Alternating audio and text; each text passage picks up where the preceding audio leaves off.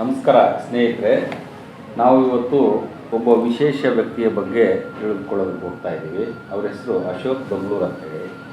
ಅವರಲ್ಲಿ ಏನಪ್ಪ ವಿಶೇಷತೆ ಇದೆ ಅಂತಂತಂದರೆ, ನಾವು ವಚನ ಸಾಹಿತ್ಯಗಳ ಬಗ್ಗೆ ಎಲ್ಲರೂ ಕೇಳಿದ್ದೀವಿ, ತಿಳ್ಕೊಂಡಿದ್ದೀವಿ. ಆದರೆ ವಚನಗಳು ಯಾವ ರೀತಿ ಇರ್ತವೆ, ತಾಳೆಗರಿಗಳ ಕಟ್ಟುಗಳು ಯಾವ ರೀತಿ ಇರ್ತವೆ ಅನ್ನೋದೇ ನೋಡದೇ ಇರುವಂಥ ಜನ ಎಷ್ಟೋ ಇದ್ದಾರೆ. ಆದರೆ ಇವತ್ತು ನಾವು ಏನು ಮಾತಾಡ್ತಾ ಇದ್ದೀವಿ ವಚನಗಳು ಆಮೇಲೆ ತಾಳೆಗರಿ ಬಗ್ಗೆ, ಅದನ್ನು ಸುಮಾರು 15 ಲಕ್ಷ ತಾಳೆಗರಿಗಳನ್ನು ಹುಡುಕಿ ಅವನ್ನ ಸ್ಕ್ಯಾನ್ ಮಾಡಿ ಸಂಗ್ರಹ ಮಾಡಿ ಅದರ ಬಗ್ಗೆ ರಿಸರ್ಚ್ ಮಾಡಿ ಇಡೀ ಜಗತ್ತಿನಾದ್ಯಂತ ಇವತ್ತು ತೋರಿಸಿಕೊಟ್ಟಂಥ ವಿಶೇಷ ವ್ಯಕ್ತಿ ಅಶೋಕ್ ಬೆಂಗಳೂರು. ಅವ್ರ ಬಗ್ಗೆ ನಾವು ಇವತ್ತು ಸ್ವಲ್ಪ ತಿಳಿದುಕೊಳ್ಳೋದಕ್ಕೆ ಪ್ರಯತ್ನ ಮಾಡೋಣ. ಸರ್, ಮೊದಲನೇದಾಗಿ ನಿಮಗೆ ನಮಸ್ಕಾರ. ನಮಸ್ಕಾರ ಸರ್. ತಾವು ಮೂಲತಃ IT ಫೀಲ್ಡ್ನಲ್ಲಿ ವರ್ಕ್ ಮಾಡಿದವರು. ಈ ವಚನ ಸಾಹಿತ್ಯಗಳ ಬಗ್ಗೆ, ತಾಳೆಗರಿಗಳ ಬಗ್ಗೆ ತಿಳ್ಕೊಬೇಕು, ಅದ್ರ ಬಗ್ಗೆ ರಿಸರ್ಚ್ ಮಾಡಬೇಕು ಅನ್ನುವಂಥ ವಿಚಾರ ನಿಮಗೆ ಯಾವಾಗ ಹೊಳೀತು? ಆಮೇಲೆ ನಿಮ್ಮ ಪರಿಚಯನೂ ಒಂದು ಸೂಕ್ಷ್ಮವಾಗಿ ಹೇಳಿ ನೀವು ಹೇಳಿದ್ರೆ ಒಳ್ಳೆಯದು. ಸರ್, ಮೊದಲು ನಾವು ಮಡಿವಾಳ ಮಾಚಿದೇವರದು ಬಗ್ಗೆ ತಿಳ್ಕೊಬೇಕಂತ ಪ್ರಯತ್ನಪಟ್ಟೆ. ಮಡಿವಾಳ ಮಾಚಿದೇವರದು ಕೃತಿಗಳು ಎಲ್ಲೆಲ್ಲಿದೆ ಅಂತೇಳಿ ಮೊದಲು ಅದನ್ನು ಸಂಗ್ರಹ ಮಾಡಿದೆ. ತದನಂತರ ಯಾವುದೇ ಕೃತಿ ತಗೊಂಡ್ರೂ ಯಾವುದು ಆ್ಯಸ್ ಎ ಟೆಕ್ನಿಕಲ್ ಪರ್ಸನ್ ನೋಡಿದಾಗ ಅದು ಯಾವುದೂ ಸಮರ್ಪಕವಾಗಿಲ್ಲ ಅಂತ ಗೊತ್ತಾಯಿತು. ಸೊ ಹೀಗಾಗಿ ರಿಯಾಲಿಟಿ ಏನಿದೆ ಅಂದರೆ ಎಲ್ಲ ಹೆಚ್ಚಾಗಿ ಪುರಾಣ ಆಧಾರಿತವಾಗಿಯೇ ಸಾಹಿತ್ಯ ಇದೆ. ಶರಣರು ಯಾವುದನ್ನು ವಿರೋಧ ಮಾಡಿದರು, ಮಾಯ ಮಂತ್ರ ಪವಾಡ ಎಲ್ಲ ವಿರೋಧ ಮಾಡಿದ್ರು, ಅದರೇ ತುಂಬ್ಕೊಂಡ್ಬಿಟ್ಟಿದೆ ಇದರಲ್ಲಿ. ಸೊ ಹೀಗಾಗಿ ಇವನ್ನೆಲ್ಲ ಹೊರತುಪಡಿಸಿ ಬೆಳಕಿಗೆ ತರಬೇಕು ಅಂತೇಳಿ ಪ್ರಯತ್ನಪಟ್ಟು ಮೊದಲು ಮಡಿವಾಳ ಮಾಚಿದೇವರದೇ ನಾನು ಸಂಶೋಧನೆ ಪ್ರಾರಂಭ ಮಾಡಿದ್ದು. ಆ ಸಮಯದಲ್ಲಿ ಮಡಿವಾಳ ಮಾಚಿದೇವ ಬರೀ ಮೊದಲು ಪುಸ್ತಕಗಳಿಗೆ 1000 ಕಿಲೋಮೀಟ್ರ್ ಹೋಗ್ತಾಯಿದೆ. ಅವರ ಹತ್ರ ಈ ಪುಸ್ತಕ ಇದೆ, ಈ ಪುಸ್ತಕ ಅಂದರೆ ಪುಸ್ತಕಗಳೇ ಲಭ್ಯ ಇರಲಿಲ್ಲ. ಇವತ್ತಿನ ಮಡಿವಾಳ ಮಾಚಿದೇವರದು ಈಗ ಬಂದಿದೆ. ಮೊದಲು ಮಡಿವಾಳ ಮಾಚಿದೇವರದು ಜನನ ಪೂರ್ವದಿಂದ ಲಿಂಗೈಕ್ಯರ ತನಕ ಯಾವುದೇ ಒಂದು ಪುಸ್ತಕದಲ್ಲಿ ಬಂದಿರಲಿಲ್ಲ. ಅವರೆಲ್ಲ ಒಂದು ಸೈಡ್ ರೀಲ್ ಥರ ಮಧ್ಯದಲ್ಲಿ ತೊಗೊಂಡು ಮಧ್ಯದಲ್ಲೇ ಕೈ ಬಿಟ್ಬಿಡೋರು. ಯಾವ ಬಂದಿರೋ ಪುಸ್ತಕದಲ್ಲಿ ಮಧ್ಯದಲ್ಲಿ ಯಾವುದೋ ಒಂದು ಪಾಠ ತಗೊಳ್ತಾರೆ, ಒಂದು ಸನ್ನಿವೇಶ ತಗೊಳ್ತಾರೆ, ಅಲ್ಲಿಗೆ ಆ ಸನ್ನಿವೇಶಕ್ಕೆ ಮುಗಿಸಿ ಮಾಡ್ತಾಯಿದ್ರು. ಹೀಗಾಗಿ ಮೊದಲು ಮಡಿವಾಳ ಮಾಚಿದೇವರದು ಒಂದು ಪುಸ್ತಕ ಮಾಡಬೇಕು ಅಂತೇಳಿ ಮೊದಲು 2013 ಒಂದು ಪುಸ್ತಕ ಮಾಡಿದೆ. ಮಡಿವಾಳ ಮಾಚಿದೇವರ ಜೀವನ ಚರಿತ್ರೆ ಅಂತೇಳಿ 2013 ಒಂದು ಪುಸ್ತಕ ಬಿಡುಗಡೆ ಮಾಡಿ. ಸೊ ಅದು ಒಂದು ಸುಮಾರು ಒಂದು 10,000 ಪ್ರತಿಗಳು ಆಯಿತು. ಅಂದರೆ ನಮ್ಮದು ಭಾಳ ಕಡಿಮೆ ಇರುತ್ತೆ. ನಮ್ಮದು ಪುಸ್ತಕಗಳೆಲ್ಲ ಸಾಮಾನ್ಯವಾಗಿ ಈ ಮುದ್ರಣದ ಕಾಸ್ಟ್ ಎಷ್ಟಾಗುತ್ತೋ ಅಷ್ಟೆಲ್ಲ ಇರುತ್ತೆ, ಯಾಕಂದರೆ ಹೆಚ್ಚುವರಿ ಓದುಗರಿಗೆ ರೀಚ್ ಆಗಲಿ ಅಂತ. ಸೊ ಹಾಗಾಗಿ ಫಸ್ಟು ಮಡಿವಾಳ ಮಾಚಿದೇವರದು ಮಾಡಿದ್ದು. ತದನಂತರ ಈ ಮಡಿವಾಳ ಮಾಚಿದೇವರದು ವಚನಗಳನ್ನ ಸಂಗ್ರಹ ಮಾಡಬೇಕು ಅಂತೇಳಿ ಮಾಡಿದ್ದು. ಇಲ್ಲಿವರೆಗೂ ಮಡಿವಾಳ ಮಾಚಿದೇವರದು ಸಂಪುಟದಲ್ಲಿ 346 ವಚನ ಮಾತ್ರ ಇತ್ತದು. ಸೊ 346 ವಚನಗಳಿತ್ತು. ಮತ್ತು ಬೇರೆ ಬೇರೆ ಇದರಲ್ಲೆಲ್ಲ ಬಂದಿತ್ತು. ಅಂದರೆ ಎಲ್ಲ ಬೇರೆ ಬೇರೆ ಒಂದೊಂದು ಶೂನ್ಯ ಸಂಪಾದನೆ ಇರಬೇಕು, ಬೇರೆ ಬೇರೆ ಗ್ರಂಥಗಳಲ್ಲಿ ಅಲ್ಲೊಂದು ಇಲ್ಲೊಂದು ಇತ್ತು. ಹೀಗಾಗಿ ಹುಡ್ಕೊಂಡು ಹೋದಾಗ ನನಗೆ ಒಂದು ದೇವರಿಪ್ಪರಿಗಿನಲ್ಲಿ, ಅಂದರೆ ಮಡಿವಾಳ ಮಾಚಿದೇವರ ಜನ್ಮಸ್ಥಳ ದೇವರಿಪ್ಪರಿಗಿನಲ್ಲಿ ಒಂದು ಹಸ್ತಪ್ರತಿ ಸಿಕ್ತು. ಅದರಲ್ಲಿ ಭಾಳ ಹೊಸ ವಚನಗಳೆಲ್ಲ ಸಿಕ್ತು. ಸೊ ಅದನ್ನೇ ಬೇಸ್ಟ್ ಇಟ್ಕೊಂಡು ಅದನ್ನೆಲ್ಲ ಸಂಗ್ರಹ ಮಾಡಿ MM ಕಲ್ಬುರ್ಗಿಯವರಿಗೆ ಕೊಟ್ಟಿದೆ. ಡಾಕ್ಟರ್ MM ಕಲ್ಬುರ್ಗಿಯವರೇ ಆ್ಯಕ್ಚುಲಿ ಮಡಿವಾಳ ಮಾಚಿದೇವರ ವಚನ ಮೊದಲು ಅವರೇ ಎಡಿಟ್ ಮಾಡೋಕ್ಕೆ ತೊಗೊಂಡಿದ್ರು ಅವರು. ಸೊ ಅವ್ರು ಎಡಿಟ್ ಮಾಡ್ತಾಯಿದ್ರು. ಆ ಸಮಯದಲ್ಲಿ ಅವರು ಆಕಸ್ಮಿಕವಾಗಿ ನಮ್ಮನ್ನೆಲ್ಲ ಆಗಲಿದಾಗ ಸೊ ನಾವು ಮಾಡೋಕ್ಕಾಗಲಿಲ್ಲ. ತದನಂತರ ಡಾಕ್ಟರ್ ಗೋರು ಚನ್ನಬಸಪ್ಪ ಅವರು ರಂಜಾನ್ ದರ್ಗಾವನ್ನು ಪರಿಚಯ ಮಾಡಿಕೊಟ್ರು. ರಂಜಾನ್ ದರ್ಗಾ ಅವರು ನಾವು ಧಾರವಾಡದಲ್ಲಿ ಇದ್ದೀನಿ, ಇಲ್ಲಿದ್ದು ಮಾಡೋಕ್ಕೆ ಆಗೋದಿಲ್ಲ, ನೀವು ಧಾರವಾಡಕ್ಕೆ ಬಂದರೆ ನಾವು ಎಡಿಟ್ ಮಾಡಿಕೊಡ್ತೀನಿ ಅಂತೇಳಿದ್ರು. ಹೀಗಾಗಿ ನಾನು ರಂಜಾನ್ ದರ್ಗಾ ಧಾರವಾಡಿಗೆ ಹೋಗಿ ನಾನು ಅಲ್ಲಿ ಅವ್ರ ಮನೆಯಲ್ಲೇ ಉಳ್ಕೊಂಡಿದ್ದೆ. ಆ್ಯಕ್ಚುಲಿ ಅವ್ರ ಮಕ್ಕಳು ನಮಗೆ ಭಾಳ ಆತ್ಮೀಯರಿದ್ದು, ಫ್ರೆಂಡ್ಸ್ ಅವರ ನಮಗೆ. ಅವ್ರು ರಂಜಾನ್ ದರ್ಗಾ ಅವರು ಮೊದಲು ದೊಂಬಳೂರಲ್ಲೇ ಇದ್ದಿದ್ದವರು. ಅವಾಗ ನನಗೆ ಪರಿಚಯ ಇರಲಿಲ್ಲ. ಅವ್ರ ಮಗ ಸಮೀರ್ ನನ್ನ ಫ್ರೆಂಡ್ ಇದ್ದ. ಸೊ ಹೀಗಾಗಿ ಅವ್ರ ಮಗನ ಮೂಲಕ ನಾನು ರಂಜಾನ್ ದರ್ಗಾ ಅವ್ರು ಭಾಳ ಆತ್ಮೀಯರಾಗಿ ಈಗ ತನಕ ನನಗೆ ಈ ಮಾರ್ಗದರ್ಶಕನ ಗೋರು ಚನ್ನಬಸಪ್ಪ ಅವರು, ಈ ರಂಜಾನ್ ದರ್ಗಾ ಅವರು, ವೀರಣ್ಣರಾಜರು ಯಾವುದೇ ಕ್ಷಣದಲ್ಲಿ ಫೋನ್ ಮಾಡಿದೆ ಕೂಡ ನಮ್ಗೆ ಏನೇ ಬೇಕಾದನ್ನು ಮಾಹಿತಿ ಕೊಡುವಂಥ. ಹೀಗಾಗಿ ಮೊದಲು MM ಕಲ್ಬುರ್ಗಿಯವರಿಂದ ಪ್ರಾರಂಭ ಆಗಿದ್ದು. ನಂತರ ರಂಜಾನ್ ದರ್ಗಾ ಅವರು ಮತ್ತು ಪ್ರೊಫೆಸರ್ TR ಮಹಾದೇವಯ್ಯ ಅಂತೇಳಿ ಬಸವ ಸಮಿತಿಯಲ್ಲಿದ್ದರು. ಇವರೆಲ್ಲ ಸೇರಿ ಎಡಿಟ್ ಮಾಡಿದಂಥ ಈಗ ಮಡಿವಾಳ ಮಾಚಿದೇವರದು 397 ಹೊಸ ವಚನ ಸೇರ್ಪಡೆ ಆಗಿದೆ. ಮೊದಲು ಸಂಪುಟದಲ್ಲಿ 346 ಇತ್ತು, ಅದಕ್ಕೆ 397 ಹೊಸ ವಚನಗಳೊಂದಿಗೆ ಪ್ರಕಟ ಆಗಿದೆ. ಸುಮಾರು 700 ಮೇಲೆ ಈಗ ಹೌದು, 735 ವಚನಗಳಿದೆ. ಅದು ಶರಣ ಸಾಹಿತ್ಯ ಪರಿಷತ್ತಿಂದ ಪ್ರಕಟ ಆಗಿದೆ ಪುಸ್ತಕ. ಅದು ಈಗ ಮೊದಲನೇದಾಗಿ ಈಗ ನಿಮ್ಗೆ ಅಲ್ಲಿ ದೇವರ ಇಬ್ಬರಿಗಿನಲ್ಲಿ ಸಿಕ್ಕಾಗ ಅದಾದಮೇಲೆ ಇನ್ನೂ ಭಾಳಷ್ಟು ಇರ್ಬೋದು, ಅಲ್ಲೆಲ್ಲಿ ತಪ್ಪು ಹೋಗಿರ್ಬೋದು ಅನ್ನುವಂಥ ಪರಿಕಲ್ಪನೆ ಬಂದು ಮತ್ತೆ ಹುಡುಕಕ್ಕೆ ಶುರು ಮಾಡಿದ್ರೆ ಸರ್, ಯಾವ ರೀತಿ ಏನು ಮಾಡಿದ್ರೆ ನೀವು? ಅದು ಪ್ರಾರಂಭ ಮಾಡಿದ ಮೇಲೆ ಅದು ನಾನು ಭಾಳಷ್ಟು ಪುಸ್ತಕಗಳನ್ನ ಸಂಗ್ರಹ ಮಾಡಿದೆ. ಆ ಪುಸ್ತಕಗಳನ್ನ ಬರೀ ಮಡಿವಾಳ ಮಾಚಿದೇವ, ಬೇರೆದೆಲ್ಲ ನಾನು ಹೋಗ್ತಾ ಇರಲಿಲ್ಲ. ಯಾಕಂದ್ರೆ ನನಗೆ ಒಂದು ತಪ್ಪು ಕಲ್ಪನೆ ಕೊಟ್ಬಿಟ್ಟಿದ್ರು ಎಲ್ಲರೂ. ಈ ಎಲ್ಲರೂ ಸೇರಿ ಮಾಚಿದೇವನ ತೊಳೆದ್ಬಿಟ್ಟಿದ್ದಾರೆ ಅಂತ.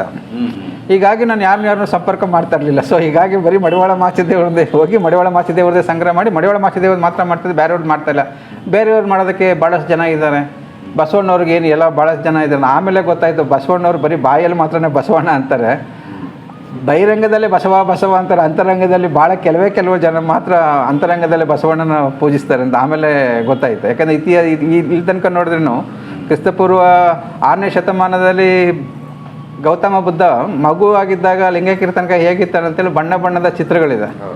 ಆದರೆ ಇದು 12ನೇ ಶತಮಾನದ ಕೇವಲ 900 ವರ್ಷ, ಅಂದರೆ 2800 ವರ್ಷದ ನಮ್ಗೆ ಇತಿಹಾಸ ಸಿಗೋವಾಗ ಇದು ಸಿಗಲೇಬೇಕಿದ್ದು. ಮತ್ತು ಅರಳಯ್ಯನ ಮಗ ಶೀಲವಂತನು ಆರ್ಟಿಸ್ಟು, ಅವನ ಜೊತೆ ಇನ್ನೂ 6 ಜನ ಕಲಾವಿದರು ಇರ್ತಾರೆ, ಅಂದರೆ ಚಿತ್ರ ಬರೆಯೋರೇ ಇರ್ತಾರೆ. ಇವರೆಲ್ಲ ಇದ್ಕೊಂಡು ಶರಣರ ಚಿತ್ರ ಇವತ್ತೂ ಇಲ್ಲ ಅನ್ನೋದು ಎಲ್ಲರಿಗೂ ಆಶ್ಚರ್ಯ ಆಗುತ್ತೆ. ಅದು ಈಗ ನಿಮ್ಮ ಪ್ರಕಾರ ಭಾಳಷ್ಟು ಹಾಳಾಗಿ ಹೋಗಿದೆ, ಸಿಗ್ತಾ ಇಲ್ಲ. ಈಗಲೂ ಸಿಗುತ್ತೆ ಸರ್. ಅಂದರೆ ಇಲ್ಲಿ ಏನಾಗಿದೆ, ನೀನು ಸಂಶೋಧನೆ ಮಾಡು, ಅಧ್ಯಯನ ಮಾಡು ಅಂತೇಳಿ ಯಾರಿಗೂ ನೇಮಕ ಮಾಡಿಲ್ಲ. ಇಲ್ಲಿ ತನಕ ಎಲ್ಲರೂ ಶಕ್ತಿ ಮೀರಿ ಕೆಲಸ ಮಾಡಿರೋರೆಲ್ಲ ಈ ಪಗುವಳ ಕಟ್ಟಿಯವರು ಅಂತಾರಲ್ಲ, ಅವ್ರು ತಮ್ಮ ಸ್ವಂತ ಹಣ ಸ್ವಂತ ಸಮಯದಿಂದ ಮಾಡಿ ಅವರೆಲ್ಲ ಮಾಡಿದ್ಮೇಲೆ ಅವ್ರು ಕೊನೆಯಲ್ಲಿ ಸಿಕ್ಕಿದ್ದು ಅವ್ರ ಚಿಪ್ಪುಗಳೇ ಸಿಕ್ತವ್ರಿಗೆಲ್ಲ. ಇವತ್ತು ನಾನು ನೇರವಾಗಿ ಹೇಳ್ಬೇಕಂದ್ರೆ ಶರಣ ಸಾಹಿತ್ಯ ಒಂದೇ ಮಾಡಿದ್ರೆ ಎಲ್ಲರಿಗೂ ಸಿಗೋದು ಚಿಪ್ಪೆ ಸಿಗೋದು. ಯಾಕಂದರೆ ಬೇರೆ ಸಾಹಿತ್ಯ ಜೊತೆಯಲ್ಲಿ ಶರಣ ಸಾಹಿತ್ಯ ತೊಗೊಂಡೋದ್ರೆ ಬೇರೆ ಸಾಹಿತ್ಯಕ್ಕೆ ಹಣ ಕೊಡ್ತಾರೆ. ಈಗ ನಮ್ಮದು ಸ್ಕ್ಯಾನಿಂಗ್ ಮೊದಲಿಂದನೂ ಅಷ್ಟೇ, ಭಾಳಷ್ಟು ಜನ ಕೇಳಿದ್ರು, ಬೇರೆ ಭಾಷೆ ಬೇರೆ ಸಬ್ಜೆಕ್ಟ್ ಎಲ್ಲ ಕೇಳಿದ್ರು. ನಾವು ಶರಣ ಸಾಹಿತ್ಯ ಅಂತ ಅಂದ್ಕೊಂಡು ಬಂದು ಬರೀ ಶರಣ ಸಾಹಿತ್ಯನೇ ಮಾಡ್ಕೊಬಂದಿದ್ದು. ಈಗ ಶರಣ ಸಾಹಿತ್ಯ ಮಾಡ್ಕೊಬಂದು ಮೊದಲನೇದಾಗಿ ನೀವು ಬರೀ ಮಾಚಿದೇವ್ರದ್ದು ಮಾಡ್ತಾ ಇರ್ಬೇಕಾದ್ರೆ ಕಂಪ್ಲೀಟ್ ಶರಣ ಸಾಹಿತ್ಯ ಎಲ್ಲನೂ ಮಾಡ್ಬೇಕಂತ ಆಸೆ, ಇಂಟ್ರೆಸ್ಟ್ ಯಾವಾಗ ಬಂತು ತಮಗೆ? ಇಲ್ಲಿ ಮಡಿವಾಳ ಮಾಚಿದೇವನ ತೊಗೊಳೋಕ್ಕಾಗೋದಿಲ್ಲ. ಎಲ್ಲ ಶರಣರು ಸೇರಿದ್ರೇ ಬಸವಣ್ಣ ಮೂಲ ಪುರುಷ. ಬಸವಣ್ಣನಿಂದ ಎಲ್ಲ ಶರಣರು. ಇಲ್ಲಿ ಏನಾಗುತ್ತೆ ಅಂದರೆ ಒಂದು ಶರಣರಿಗೆ ಇನ್ನೊಂದು ಶರಣರು ಕನೆಕ್ಟ್ ಆಗಿದೆ. ಈಗ ಮಡಿವಾಳ ಮಾಚಿದೇವರು ತಗೊಂಡೋಗಿದ ತಕ್ಷಣ 3-4 ಸನ್ನಿವೇಶ ಬರುತ್ತೆ. ಇದು ಇಡೀ ಶರಣ ಸಾಹಿತ್ಯದಲ್ಲಿ ಇಷ್ಟಲಿಂಗದ ಬಗ್ಗೆ ಹೆಚ್ಚಾಗಿ ಚರ್ಚೆ ಆಗಿರೋದೇ ಮಡಿವಾಳ ಮಾಚಿದೇವನು ನುಲಿಯ ಚೆಂದಾಯಿಂದು.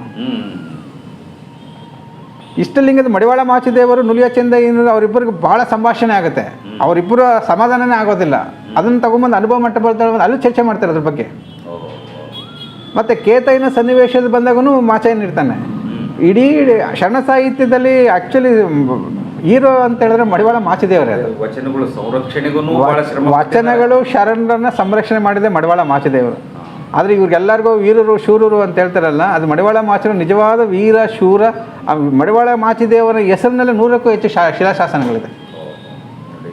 ಇದು ಈಗಿನ ಸಂದರ್ಭದಲ್ಲಿ ಪ್ರತಿಯೊಬ್ಬ ಶರಣರಿಗೆ ಈ ವಿಚಾರಗಳು ತಲುಪಬೇಕು ಸರ್. ಅಲ್ಲ, ಇದು ಹೆಚ್ಚಿನ ಸಂಶೋಧನೆಗಳಲ್ಲಿ ಆಗಲಿಲ್ಲ ಸರ್. ಇಲ್ಲಿ ಫೀಲ್ಡ್ ವರ್ಕಲ್ಲಿ ಆಗಬೇಕು. ಕೆಲವು ಜನ ಮಾತ್ರ ಫೀಲ್ಡ್ ವರ್ಕಲ್ಲಿ ಆಗಿದೆ. ಮತ್ತು ಇನ್ನೊಂದೇನಾಗಿದೆ, ಇಲ್ಲಿ ಭಾಳಷ್ಟು ದೊಡ್ಡ ಸಂಸ್ಥೆಗಳಿದೆ. ಎಲ್ಲ ಸರ್ಕಾರದ ಇರ್ಬೋದು, ಮತ್ತು ಇಂಡಿಪೆಂಡೆಂಟ್ಗಳು ಭಾಳಷ್ಟು ಸಂಸ್ಥೆಗಳು ಇಂಡಿವಿಜುವಲಾಗಿ ಭಾಳಷ್ಟು ಕೆಲಸ ಮಾಡಿದ್ದಾರೆ. ಆದರೆ ಶರಣ ಸಾಹಿತ್ಯಕ್ಕೆ ಯಾರೂ ಸಪೋರ್ಟ್ ಮಾಡೋದಿಲ್ಲ. ಕರ್ನಾಟಕ ಇಲ್ಲಿ ಶರಣ ಸಾಹಿತ್ಯ ಅಂದರೆ ಅದ್ರಲ್ಲಿ ಏನು ಬರಲ್ಲ ಅನ್ನೋದು ಎಲ್ಲರಿಗೂ ಗೊತ್ತಾಗ್ಬಿಟ್ಟಿದೆ. ನೀವು ಬೇರೆ ಸಾಹಿತ್ಯ ಮಾಡಿ ಯಾವುದೊಂದು ಸಣ್ಣ ಚೀಟಿ ಸಿಕ್ಕಿದ್ರೆ ಅದನ್ನು ಬೇರೆ ವಿದೇಶದಿಂದ ಬಂದು ತೊಗೊಂಡು ಹೋಗ್ತಾರೆ. ಇಲ್ಲಿ ಪಕ್ಕದಲ್ಲಿ ಮಣ್ಣಾಗ್ತಾ ಇದೆ ಅಂತೆಲ್ಲ ಸರ್ಕಾರಕ್ಕೆ ಒಂದು ಅರ್ಜಿ ಹಾಕೋಣ, ಅಲ್ಲಿ ಏನಾರ ಬಂದ ಮೇಲೆ ತೆಗೆದು ಪಕ್ಕಿಡೋಣ ಅಂತ ಈ ಥರ ಸನ್ನಿವೇಶ ಭಾಳ ಕಡೆ ಇದೆ ಸರ್. ಈಗ ಕರ್ನಾಟಕ ಅಂದ ತಕ್ಷಣವೇ ಇಲ್ಲಿ ಮೂಲವಾಗಿ ಕಂಡುಬರೋದೇ ವಚನ ಸಾಹಿತ್ಯ. ಯಾಕೆ ಇದ್ರ ಬಗ್ಗೆ ಅಷ್ಟೊಂದು ಲಕ್ಷ್ಯ ಕೊಡ್ತಾ? ಈಗ ಉದಾಹರಣೆಗೆ, ಈಗ ಮುಂಚೆ ನಮಗೂ ಗೊತ್ತಿರಲಿಲ್ಲ, ಗೊತ್ತಾದ ಮೇಲೆ ನಾವು ಭಾಳಷ್ಟು ಆಸಕ್ತಿ ತಗೊಂಡು ಇಷ್ಟೆಲ್ಲ 15 ಲಕ್ಷ ವಚನಗಳ ಪ್ರತಿಗಳನ್ನ ತಾವು ಸಂರಕ್ಷಣೆ ಮಾಡಿ, ಸ್ಕ್ಯಾನಿಂಗ್ ಮಾಡಿ, ರಿಸರ್ಚ್ ಮಾಡಿ, ಓದೋರಿಗೆ ಆಮೇಲೆ ರಿಸರ್ಚ್ ಮಾಡೋರಿಗೆ ಸಹಿತ ನೀವು ಸಹಕಾರ ಮಾಡ್ತಾಯಿದ್ದೀರಿ. ಇಂಥ ಒಂದು ಕೆಲಸ ಮಾಡೋರಿಗೆ ಸಾಕಷ್ಟು ಜನ ನನಗನ್ಸಿದ ಮಟ್ಟಿಗೆ ಈಗ ಭಾಳಷ್ಟು ನಾನು ಎಲ್ಲೆಲ್ಲಿ ಕೇಳ್ತಾ ಇದ್ದೀನಿ ಇದಕ್ಕೆ ನಾವು ಕೈ ಜೋಡಿಸ್ತೀವಿ ಅನ್ನೋವಂಥ ಜನ ಮುಂದೆ ಬರ್ತಾ ಇದ್ದಾರೆ. ನನಗನ್ಸಿದ ಮಟ್ಟಿಗೆ ಇನ್ನು ಫ್ಯೂಚರಲ್ಲಿ ಯಾರು ವಚನ ಸಾಹಿತ್ಯದ ಬಗ್ಗೆ ಆಸಕ್ತಿ ಇಟ್ಕೊಂಡಿದ್ದಾರೆ, ವರ್ಲ್ಡ್ ವೈಡ್ ನಿಮಗೆ ಸಹಕಾರಕ್ಕೆ ನಿಲ್ತಾರೆ ಅನ್ನೋವಂಥ ಭರವಸೆ ನಮಗೆ ಬರ್ತಾ ಇದೆ ಈಗ ಸರ್. ಈಗ ಏನಾಗಿದೆ, ಈಗ ಮುಖ್ಯವಾಗಿ ನಾನು ಮಾಡಿರೋದು ಒಂದು 15 ಲಕ್ಷಕ್ಕೂ ಹೆಚ್ಚು ತಾಳೆಗರಿಗಳ ಸ್ಕ್ಯಾನಿಂಗ್ ಆಗಿದೆ. ಸ್ಕ್ಯಾನಿಂಗ್ ಬಂದು ಒಂದು ಪಾರ್ಟ್. ಸ್ಕ್ಯಾನಿಂಗ್ ಏನಂತಂದರೆ, ಸ್ಕ್ಯಾನಿಂಗ್ ಮಿಷಿನ್ ಇದೆ. ಸ್ಕ್ಯಾನ್ ಆಗಿದ ತಕ್ಷಣ ಲೆಮನ್ ಗ್ರಾಸ್ ಆಯಿಲ್ ಬರುತ್ತೆ, ಕ್ಲೀನ್ ಮಾಡ್ತಾರೆ, ಅಲ್ಲಿ ಇಡ್ತಾರೆ, ಇಮೇಜ್ ಬಂದುಬಿಡುತ್ತೆ, ಅಲ್ಲಿ ಮುಗಿದೋಗುತ್ತೆ. ಇದು ಜಸ್ಟ್ ಒಂದು ಪಾರ್ಟ್. ಆದರೆ ಮುಂದಿನ ಸ್ಟೇಜ್ ಇದೆಯಲ್ಲ, ಆ ಸ್ಟೇಜ್ ಈಗ ನಮಗೆ ಭಾಳ ಜನನೂ ಬೇಕು, ಹಣನೂ ಬೇಕು. ರಿಸರ್ಚ್ ಮಾಡೋದು, ಓದಿ ಇದನ್ನ ಪರಿಶೀಲನೆ ಮಾಡುವಂಥ ಒಂದು ಟೀಮ್ ವರ್ಕ್ ಭಾಳ ಇದೆ. ಅಂದರೆ ಹಸ್ತಪತಿ ಓದೋರು 100 ಜನ ಅಲ್ಲ 1000 ಜನ ಸಿಕ್ಕಿದ್ರೆ ಕೂಡ ಅಷ್ಟು ಜನ ಕೆಲಸ ಇದೆ. ಮುಖ್ಯವಾಗಿ ತಾಡೋಲೆಗರಿನಲ್ಲಿರುವಂಥ ಅಕ್ಷರಗಳನ್ನು ಹೊಸ ಅಕ್ಷರಗಳಿಗೆ ಮೊದಲು ಬರ್ಕೋಬೇಕಾಗುತ್ತೆ.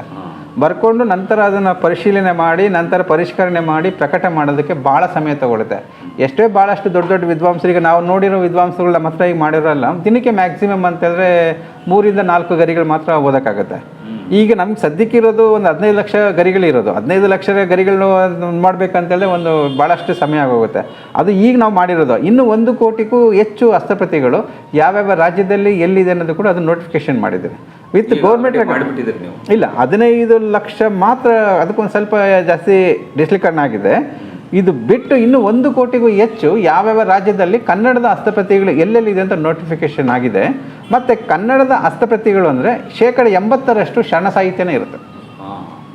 ಇದು ಒಂದು ವಿಶೇಷತೆ. ಹೌದು, ಕನ್ನಡದಲ್ಲಿ ಶರಣ ಸಾಹಿತ್ಯ, ಜ್ಯೋತಿಷ್ಯ ಮತ್ತು ಆಯುರ್ವೇದ ಕೆಲವು ಬಿಟ್ಟರೆ ಉಳಿದಿದ್ದೆಲ್ಲ ಬಹುತೇಕ ಎಲ್ಲ ವಚನ ಸಾಹಿತ್ಯನೇ ಇದೆ. ಸುಮಾರು ಈಗ 770ಕ್ಕಿಂತನೂ ಹೆಚ್ಚು ಶರಣರು ಆ ಟೈಮ್ನಲ್ಲಿ ಅಂದರೆ ಕಾಯಕ ಯೋಗಿಗಳು ಅಂಥೇಳಿ ಗುರುತಿಸಿದ್ದಾರೆ ಸರ್.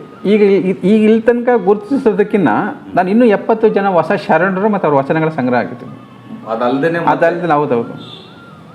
ಇದು ನನಗೆ ನಿಮ್ಗೆ ಮೂಲವಾಗಿ ನಾನು ಇನ್ನೊಂದು ಏನು ಕೇಳ್ಬೇಕಂತಿದ್ದೀನಿ, ಇಷ್ಟೊಂದು ಡೀಪಾಗಿ ನೀವು ಹೋಗ್ಬೇಕು ಅಂತ ನಿಮ್ಗೆ ಯಾವ ರೀತಿ ಯಾವಾಗ ಅನಿಸ್ತು ಸರ್? ಅದು ನಿಮ್ಮಂಥ ಗುರುಗಳೇ, ಈಗ ನೀವು ಬಂದಿದ್ದೀರಾ, ನೀವೇ ಹೇಳ್ತೀರಾ ನಮ್ಮೂರಲ್ಲಿ ಅದಿದೆ ಇದಿದೆ, ನೀವೇ ಇನ್ಫಾರ್ಮೇಷನ್ ಕೊಟ್ಬಿಟ್ಟು ಹೋಗಿರ್ತೀರಾ. ಅಲ್ಲಿ ಹಂಗೆ ಗೊತ್ತಾದ ತಕ್ಷಣ ನೀವು ಹೊರಟ್ಬಿಡ್ತೀವಿ. ನಾನು ಅವತ್ತೇ ಹೊರಟು, ನಾನು ಒಂದು ದಿವಸ ಲೇಟ್ ಮಾಡೋದಿಲ್ಲ. ಆಮೇಲೆ ಓದೋದಲ್ಲೆಲ್ಲ ನಿಮ್ಗೆಲ್ಲರೂ ಸಹಕಾರ ಮಾಡಿ ಎಲ್ಲ ತೋರಿಸಿ ಇದೆಲ್ಲ? ಇಲ್ಲ, ನನಗೆ ಪ್ರತಿಯೊಂದು ಅಕ್ಷರದಲ್ಲಿ ಕೂಡ ಪ್ರತಿಯೊಂದು ವಿಷಯದಲ್ಲೂ ಭಾಳಷ್ಟು ಗುರುಗಳಿದ್ದಾರೆ. ನಾನು ಪ್ರತಿಯೊಂದು ಮಾತಾಡೋದ್ರಲ್ಲಿ ಕೂಡ ಗುರುಗಳಿದ್ದಾರೆ. ಪ್ರತಿಯೊಬ್ಬರ ಸಹಕಾರ ಪ್ರೋತ್ಸಾಹದಿಂದಲೇ ನಂದು ಆ್ಯಕ್ಚುಲಿ ನಂದು ಏನಿಲ್ಲ, ಎಲ್ಲರೂ ನಮ್ಮ ಗುರುಗಳು ಇವತ್ತೂ ನಾನು ಏನೇ ಬಂದ್ರೂ ಅವ್ರು ಕೇಳ್ತೀನಿ ಈ ಥರ ಹೀಗಿದೆ ಅಂತೇಳಿ ಅವ್ರ ಗೈಡೆನ್ಸ್ ಮೇಲೆ ಅವ್ರ ಮಾರ್ಗದರ್ಶನದ ಈಗ ಮಾಡೋ ಆಗ ಮಾಡೋ ಅಂತಲೇ ಹೇಳ್ತಾರೆ. ನಾನು ಸಣ್ಣವನಾಗಿದ್ದರೂ ಕೂಡ ಎಷ್ಟೇ ದೊಡ್ಡ ವಿದ್ವಾಂಸರದ್ದು ಕೂಡ ಯಾವುದೇ ಸಮಯಕ್ಕೆ ಇನ್ಕ್ಲೂಡಿಂಗ್ MM ಕಲಬುರ್ಗಿ ಅವರೇ ಆಗಿರ್ಬೋದು, ವೀರಣ್ಣ ರಾಜು, ರಂಜಾನ್ದವ್ರಿಗೆ ಒಂದು ಎನಿ ಟೈಮ್ ಫೋನ್ ಮಾಡಿದ್ರು ಕೂಡ ಇಮಿಡಿಯೇಟಾಗಿ ಸೊಲ್ಯೂಷನ್ಸ್ ಕೊಡ್ತಾರೆ. ನನಗೆ ಗೊತ್ತಿಲ್ಲ ಅಂದರೆ ಯಾರನ್ನೊಬ್ಬರು ಸಂಪರ್ಕ ಮಾಡಿಕೊಡ್ತಾರೆ. ಅವರಂತೂ ಪೂರ ವಚನ ಸಾಹಿತ್ಯ ವಚನದ ಬಗ್ಗೆ ರಿಸರ್ಚ್ ಮಾಡೋದ್ರಲ್ಲೇ ಇಡೀ ಜೀವನನೇ ಅರ್ಪಣೆ ಮಾಡ್ಕೊಂಡಿದ್ದಾರೆ. ಇಲ್ಲ, ಭಾಳಷ್ಟು ಇದ್ದಾರೆ ಸರ್. ರಂಜಾನ್ದರ್ಗ ಅವ್ರ ಅಷ್ಟೇ ಭಾಳಷ್ಟು ಜನ ಇದ್ದಾರೆ. ಅವರಷ್ಟು ಮುಖ್ಯವಾಹಿನಿಗೆ ಯಾರೂ ಬರಲಿಲ್ಲ. ಮತ್ತು ಹೆಚ್ಚಾಗಿ ಏನಾಗಿದೆ ಅಂತೇಳಿದ್ರೆ ಹಿಂದುಳಿದವರು ಮತ್ತು ಎಲ್ಲ ಕೆಳವರ್ಗದವರು ಆ್ಯಕ್ಚುಲಿ ಮೂಲ ಶರಣರು ಅವರೇ. 99% ಎಲ್ಲ ಶರಣರು ಎಲ್ಲ ಕೆಳವರ್ಗದವ್ರು ಇರೋದು, ಮೇಲಿನ ವರ್ಗದವ್ರು ಯಾರೂ ಇಲ್ಲ. ಅದರಲ್ಲಿ ಈಗ ವೈದಿಕತೆ ತಗೊಂಬಂದು ಆ ಬ್ರಾಹ್ಮಣಿಗಳು ತುಂಬಿ ಎಲ್ಲನೂ ವ್ಯತ್ಯಾಸಗಳಾಗೋಗಿ ಎಲ್ಲರಿಗೂ ಒಂದು ಏನೋ ಒಂದು ಅಸಹ್ಯ ಮೂಡೋ ಥರ ಆಗೋಗಿದೆ ಈಗಂತೂ. ಯಾಕೆಂದರೆ ಎಲ್ಲ ಜಾತಿವಾದಗಳು ಎಲ್ಲೋದ್ರೂ ಜಾತಿ ಧರ್ಮ ಬಂದು ಎಲ್ಲ ಇಡೀ ಹಾಳಾಗ್ತಾ ಇದೆ ಎಲ್ಲ. ಸರ್, ಈಗ ಇನ್ನೊಂದು ಪ್ರಶ್ನೆ ತಮಗೆ ಕೇಳೋದು ಏನಂತಂದರೆ, ಈಗ 12ನೇ ಶತಮಾನದಲ್ಲಿ ರಚನೆ ಆಗಿರುವಂಥ ವಚನಗಳದ ಹಸ್ತಪ್ರತಿಗಳು ಈಗ ಎಲ್ಲೂ ಒಂದೂ ನೋಡೋಕ್ಕೆ ಸಿಗಲ್ಲ. ಇದೆ.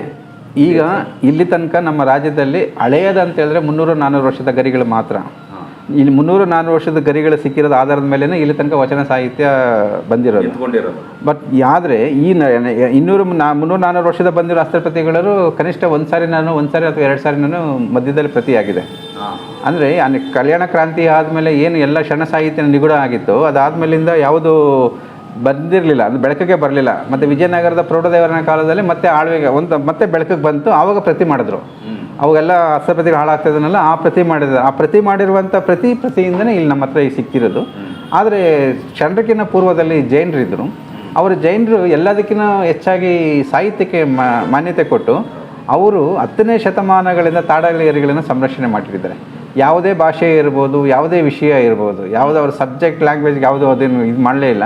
ಎಲ್ಲ ಭಾಷೆ ಎಲ್ಲ ಸಾಹಿತ್ಯವನ್ನು ಕೂಡ ಅವರು ಸಂರಕ್ಷಣೆ ಮಾಡಿದ್ದಾರೆ. ಅಹಮದಾಬಾದ್ನಲ್ಲಿ, ಹೌದು, ಗುಜರಾತ್ನ ಅಹಮದಾಬಾದ್ನಲ್ಲಿ ಅವ್ರದ್ದು ಭಾಳಷ್ಟು ದಾಖಲೆಗಳಿದೆ. ಸೊ ಅದನ್ನು ಎಲ್ಲ ಮಾಡಿದೆ. ಬಟ್ ಭಾಳ ಸಮಯ ತಗೊಳ್ಳುತ್ತೆ ಇವೆಲ್ಲ ಮಾಡೋದಕ್ಕೆ. ಅಂದರೆ 12ನೇ ಶತಮಾನದಲ್ಲಿ ಇರುವಂಥ ವಚನಗಳು ಇನ್ನೂ ಲಭ್ಯವಾಗಿ? ಹೌದು, ಇನ್ನೂ ಇದೆ ಸರ್. ಅದನ್ನು ನೀವು ರಿಸರ್ಚ್ ಮಾಡಿದ್ರೆ ಇನ್ನೂ ಸಾಕಷ್ಟು ವಿಚಾರಗಳು ಬರ್ತಾವೆ ಅನ್ನುವಂಥ. ಹೌದು ಸರ್.